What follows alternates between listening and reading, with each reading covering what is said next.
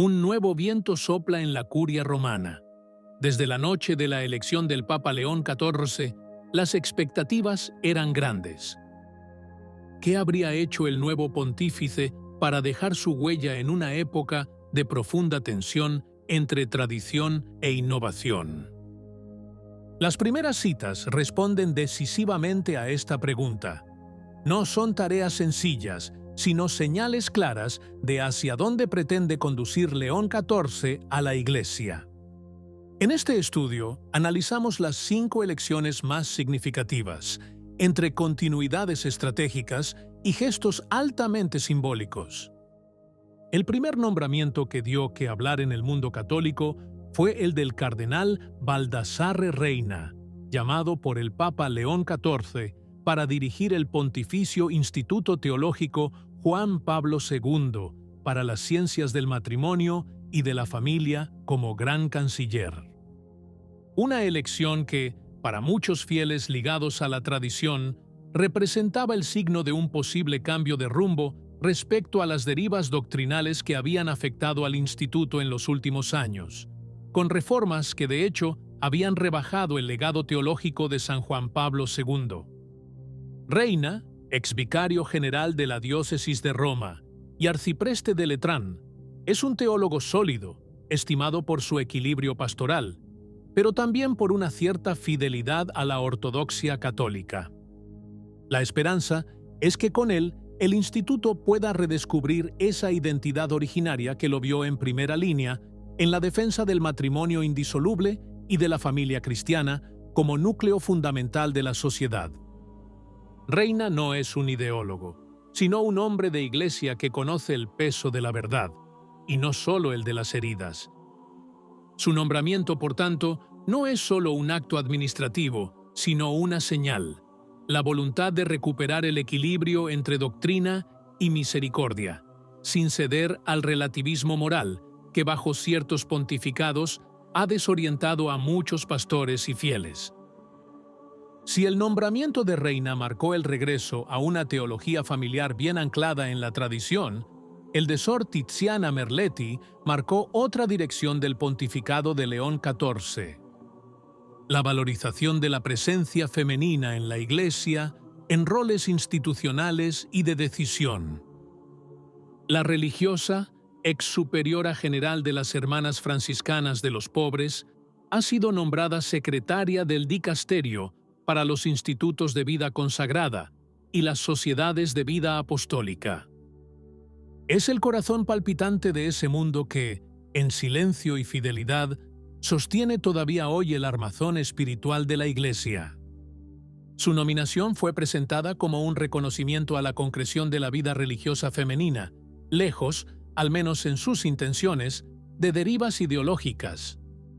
Sin embargo, hay quienes se muestran cautelosos ante la creciente promoción de figuras femeninas en áreas de gobierno eclesiástico, temerosos de que esta tendencia pueda, a largo plazo, alimentar presiones hacia formas de clericalización de las mujeres o de apertura que no sean compatibles con la enseñanza constante de la Iglesia. Si bien se reconoce el valor personal de la hermana Merletti, sigue vigente la cuestión de un liderazgo enteramente femenino para un dicasterio tan crucial, sostenida por la hermana Simona Brambilla, ex prefecta. El nombramiento de Monseñor Renzo Pegoraro como presidente de la Pontificia Academia para la Vida representa, además, una elección significativa en el panorama eclesial. Ex rector de la misma academia, Pegoraro es conocido por su compromiso en el campo de la bioética y la teología moral, con una formación que combina medicina y teología. Sin embargo, su propia adhesión al concepto de bioética global, en parte inspirada por perspectivas seculares o basadas en las Naciones Unidas, ha suscitado con el tiempo dudas entre los defensores de la doctrina moral tradicional. La preocupación surge de un enfoque demasiado abierto al lenguaje de los derechos individuales y las emergencias sociales, en detrimento de la claridad sobre el valor absoluto de la vida humana, desde la concepción hasta la muerte natural. En algunos de sus cargos anteriores, Pegoraro ha demostrado sensibilidad hacia el diálogo interdisciplinario e interreligioso, cualidades que ciertamente son deseables en sí mismas, pero que, como advirtió Benedicto XVI, corren el riesgo de perder su eficacia si no están firmemente enraizadas en la verdad católica. En este sentido, algunos se preguntan si su liderazgo será capaz de recuperar con fuerza la claridad y la coherencia doctrinal que distinguieron originalmente a la academia querida por San Juan Pablo II y confiada a figuras de indiscutible ortodoxia como el profesor Elio Sgrexia. El nombramiento del Papa León XIV parece pues querer continuar en una línea de equilibrio entre rigor y escucha, pero aún queda por ver si será un retorno a la tradición o una continuación del paradigma reciente, que ha suscitado muchos interrogantes en la comunidad de los fieles más atentos a la defensa integral de la vida.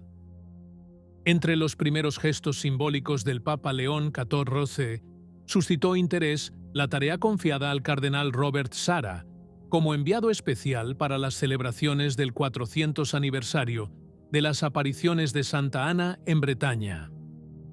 Figura profundamente ligada a la liturgia tradicional y a la doctrina perenne de la Iglesia, Sarah había sido progresivamente marginada en el pontificado anterior, también a causa de su apoyo público a la misa en el rito antiguo.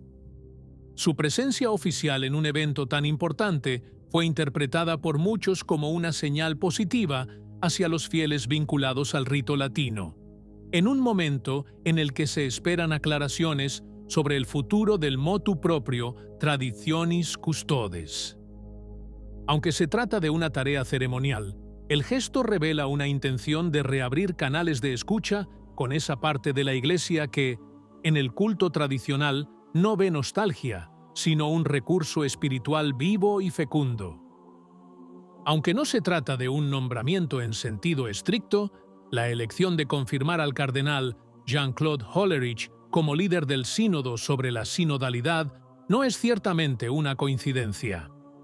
Figura central del proceso sinodal iniciado por el Papa Francisco, Hollerich se ha encontrado repetidamente en el centro de acalorados debates debido a algunas de sus declaraciones teológicamente controvertidas.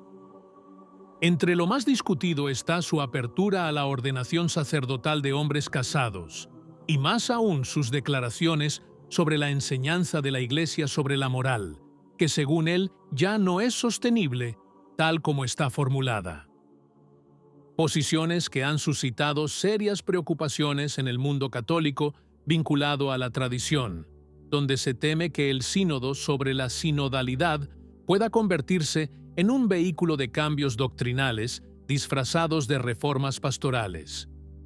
La confirmación de Hollerich por León XIV es por tanto un signo de continuidad con la línea sinodal del pontificado precedente, pero también una prueba. ¿Será capaz el nuevo Papa de lograr que la escucha del pueblo de Dios no se transforme en una deriva democrática de las verdades de la fe? Los primeros nombramientos del Papa León XIV esbozan un pontificado que parece querer mantener unidas las diferentes almas de la Iglesia. Entre gestos hacia la tradición y signos de continuidad con el pasado reciente, emerge la voluntad de no excluir a nadie, pero también el riesgo de no definir claramente una dirección. ¿Y tú? ¿Qué os parecen estas primeras citas? ¿Están realmente abriendo una nueva temporada para la Iglesia? Si te gustó el vídeo, comenta Amén. Que Dios te bendiga.